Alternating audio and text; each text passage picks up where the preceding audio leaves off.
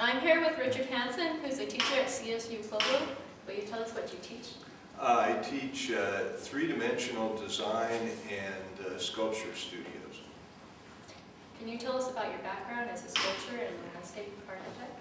Well, I oftentimes say that I was a student of poetry who became a studio artist, who then became a landscape architect, only to discover all along I was simply trying to make poems. The medium had changed.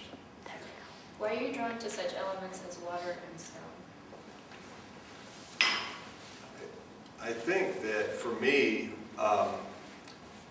water is one of the most elusive elements, and we're actually about 70% water. We're sloshing vessels of water, and I've always been drawn to water from when I was a child. You know, splashing in puddles count as the start of an art career. And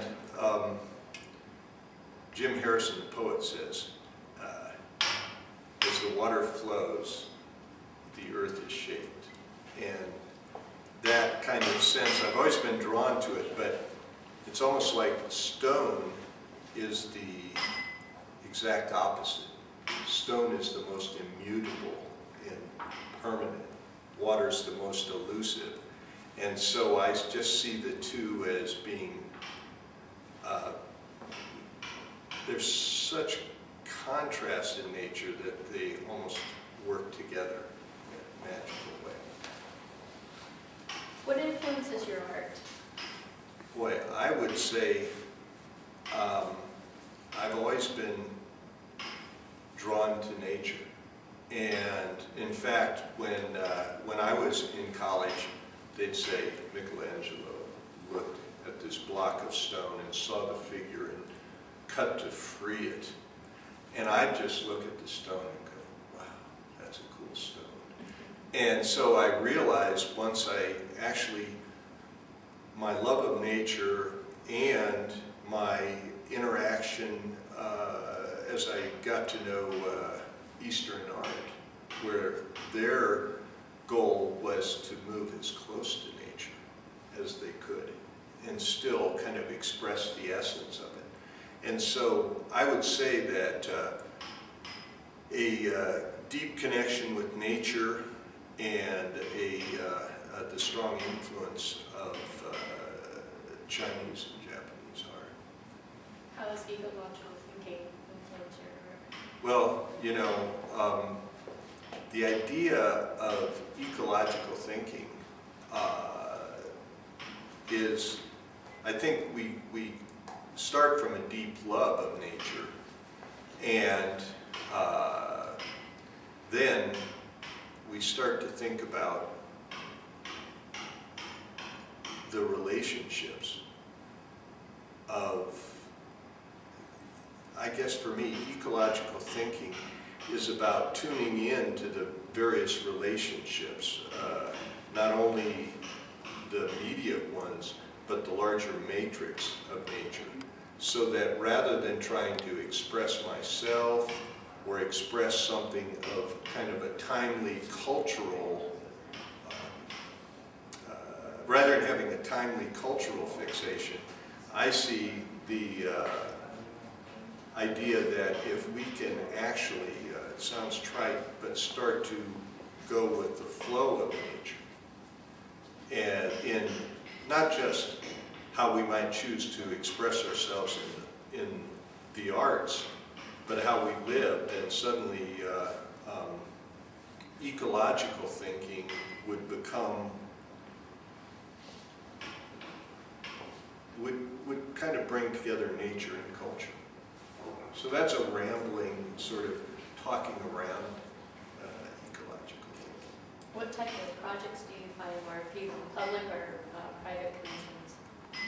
You know,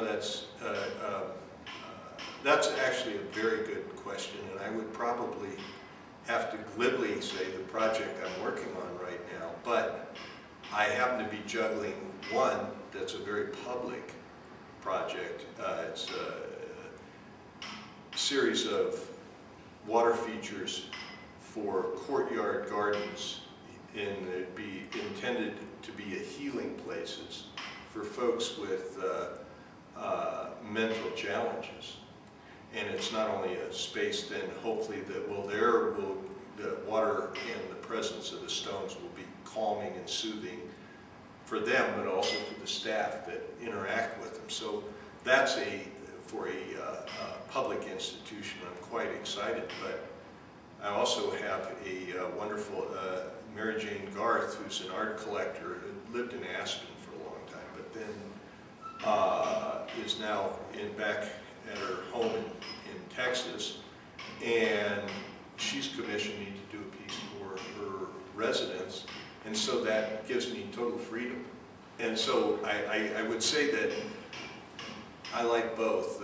When it opens, when I can really get at kind of my powers. Who's your favorite architect and why you admire their work?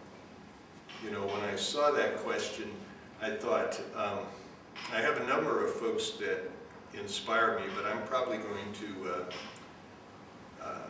deflect the question, you know, like you deflect water and say that if I had to talk about influences, it would probably, some architects inspire me, but I'd say primarily I'm inspired by poets, both ancient and contemporary, poets that somehow ask us to go open ourselves up to the moment.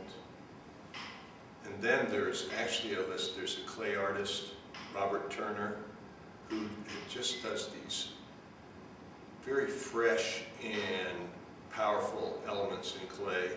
George Nakashima, the woodworker, who was trained as an architect, but then went to the expression of furniture. And, but finally, Masatoshi Izumi, who for years cut the stone for Isama Noguchi.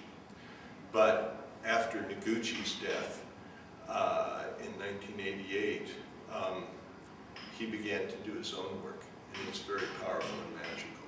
And then finally, Robert Marassi, who was a mentor to me and a wonderful landscape architect. What are your philosophies towards your art or teaching? Wow. I guess in my art, I just simply like to take the elements of stone and water and amplify their inherent character. Rather than express myself, I'd like to amplify their nature and let it be available to people. And in teaching, I think the fundamentals of three-dimensional design and sculptural thinking, if I can just frame a series of problems or challenges so students can have that immediate experience and take it whatever direction they might. Thank you. Thank you.